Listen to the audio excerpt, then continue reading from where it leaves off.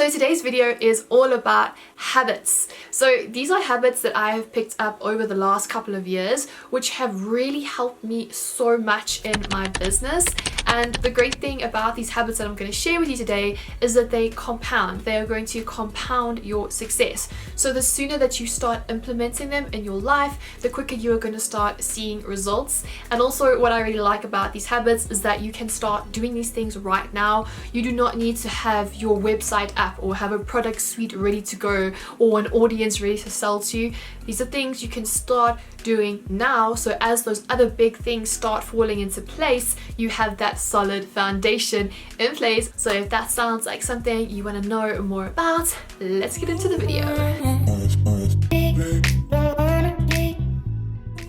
You need to have a fucking plan. You need to know what the fuck you are working towards and where you are going, and that is why you need to develop the habit of reverse engineering. So what reverse engineering is in a nutshell, it is essentially zooming out and looking at your goals from a macro level and then zooming right back in to a micro level so that you can work backwards and make sure that the steps that you are taking in the present moment are actually going to lead you to that ultimate goal in the future. Let's say that one of your goals for 2021 is that you want to make $10,000 in your business. So what would you actually need to be doing to achieve that goal? Like, how many clients would you need in total, and at what price point would you need to be selling your products or your services to achieve that goal? So once you've done that maths and you've worked everything out, let's say you realize that you need 10 clients to achieve this $10,000 goal in 2021. So that would mean you would need to be onboarding about 3 clients every single quarter. So if you need to have 3 clients every single quarter, that means you need to be onboarding a new client every single month. So there we have your monthly goal. So on your weekly to-do list, you would probably have things like lead generating activities. So now that we have the weekly, the monthly, the quarterly, and the yearly goal, we can start looking at the day-to-day things that we need to be doing in our business to achieve this big overarching goal of $10,000. So some of the daily tasks that you could have on your to-do list would be things like sending 10 to 15 cold emails to potential clients every single day. So you can apply this reverse engineering habits to basically anything in your life, any goal, whether it's personal or business related, because what it is going to do, it is just going to help you zoom out and see things from a much bigger picture level and then get really specific so that you can be rest assured that the daily actions and the weekly actions and the monthly actions that you are doing are all working together and compounding and helping you actually achieve that big overarching goal of $10,000 or whatever else it is that you are trying to achieve.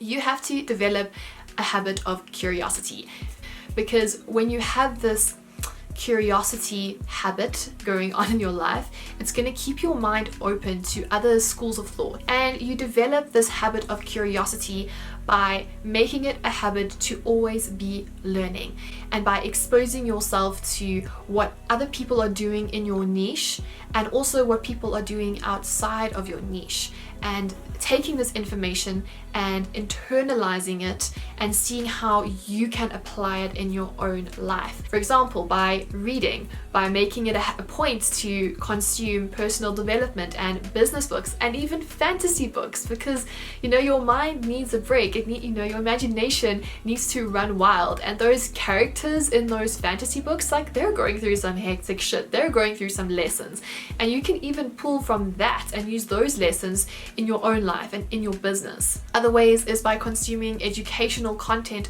on YouTube or even listening to podcasts. But what you don't want to do, whether you're reading or watching or listening, is consume passively.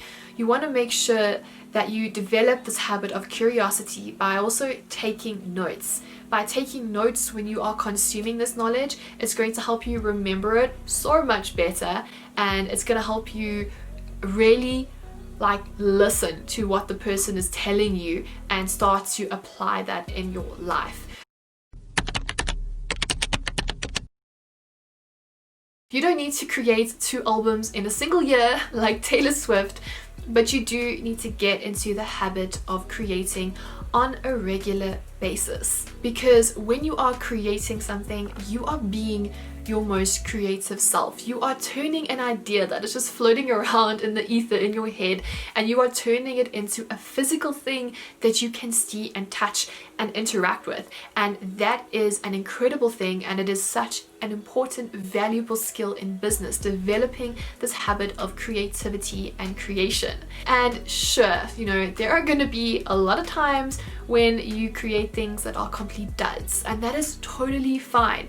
I encourage you to create those duds, because in between those shitty things that you might create, you're going to also create a diamond, and you can't get to those diamonds without creating a few duds first, because what you're essentially doing is that you are creating different connections in your mind every time that you create something. You are seeing what you like, what you don't like, what you do like, and that is eventually leading you down a road of creating something that could potentially change your life, you know, whether it is an amazing business idea or amazing product, whatever it is, but you have to keep creating.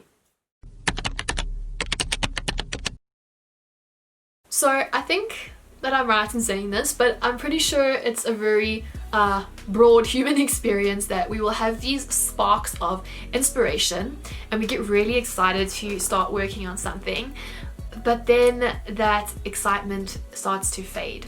And this is when most of us will stop working on that idea, because that initial spark has gone and we will leave it alone. I mean, I can count on multiple fingers and toes how many projects I have started and then abandoned. When this happens, this is when you have to start putting in the work, and you have to put in the work and build this habit of resilience to push through this wall, because things aren't always going to just flow and be easy at like that initial rush of inspiration. You are going to have to work for it. You're going to have to push through until you get that next wave of inspiration. So if you truly believe in your idea and you are excited about it, you need to push through those walls and show, I don't know, the universe, the inspiration fairies, that you are serious about this idea and that you are committed to birthing it into the world. And this is true for me when I look back at creating my course, Road to Remote, or even planning the retreat, Wild X Wanderlust, that I just had in November. There were a lot of moments where I had like these big ideas and the inspiration was flowing and it was all exciting, but there were also moments where I hit that wall and things got really quiet and that self-doubt started to settle in, and I had to push through that in order to get these little creations out into the world. So this next habit is all about getting into the habit of batching / being a slightly more organized person in 2021. So for me, I am not very organized. I do a lot of systems and processes and things in place to keep me organized, because I am someone who, if left to my own devices, will only do things if and when I feel like it. By batching and planning ahead, I am not only saving myself time in the long run, but I am also stopping myself from failing. I have a fail-safe because I have already set myself up for success by planning out my content for the month or the week, and that just makes everything else flow so much easier. I don't know if you guys ever heard of this quiz. It's called the 4 Tendencies. I will link to it down below, but I am the rebel, and the rebel is not motivated by external or internal pressure. So if I don't feel like doing something, I'm not gonna fucking do it. So motivation is something that I struggle with, and by batching these things, that helps a lot, because then it doesn't really give me so much room to procrastinate and like not feel like doing things, because everything is done. All I need to do is just press post. You need to get into the habit of non-negotiables. And non-negotiables are things that you are not willing to compromise on. Things that you are not going to want to put off for the next week, the next month, or the next year. So for me, some of my non-negotiables are like going to gym 4 to 5 times a week, posting 1 blog post a week, or even posting on stories every single day. Now, these non-negotiables help you become consistent in your business with the things that are going to help you achieve your success. So, you know, for example, with YouTube or blogging or even posting on social media, you never know when that one post might be your tipping point, that one thing that might go viral, or the one thing that might just start getting a lot of attention for some reason, and you start getting a lot of subscribers, you start getting a lot of customers, you become the next Taylor Swift, something like that. You don't know when that's going to happen. The only thing that you have control over is by showing up consistently and putting out that next piece of content or that next thing into the ether so that you can reach your people and that they can find you. Because the chances of you just putting out one piece of content, for example, and that being the thing that like explodes your business is very, very, very small. But if you have 1,000 pieces of content floating around in the interwebs, the chances of you connecting with your ideal customer and, you know, seeing that growth in your business is a lot higher. The probability is a lot higher. And that is why creating those non-negotiables around these things that are going to help compound your success are so incredibly important. So out of all the habits that I have spoken about today, I think this next one is probably the most important one. Or I hate choosing favorites. It's a very important one. Maybe not the most important. I don't want the other habits to feel like they're not important, because they are important. Anyway, okay, this next habit is all about getting into the habit of taking action. And when I say that, I mean taking messy action, which is the best kind of action, because not taking action is shit and it's not going to get you to where you want to go. And I have a really incredible example of this, and this has to do with my retreats. So I had this idea back in, I think it was September, when I was speaking to Gemma, who was my co-host. She's actually, fun fact, one of my Road to Remote students, and we were basically at a picnic place in Joburg, and we were spitballing ideas about how she could do things in her business, like new services, those type of things. And I basically was like, dude, like, you're so good at X, Y, and Z, why don't you host a retreat? And that's how the idea was born, and we ran with it. And 2 months later we had a retreat and we sold it out, and it was a fucking incredible experience. Elizabeth talks about ideas just being little invisible creatures that are trying to find the right human to birth themselves, and then if you don't follow through, they get like over you and they go find someone else. But long story short, that is why taking action is so important. When you have an idea, follow through with it, because when you take action, you are getting out of your comfort zone. Because if you don't get out of your comfort zone, then you're just gonna sit there and continue to wish that you could do X, Y, and Z. And you cannot achieve that goal or move towards that goal until you get into the car and you start that journey. And that begins with taking action. Okay, so we have reached the end of the second video in this 4-part series.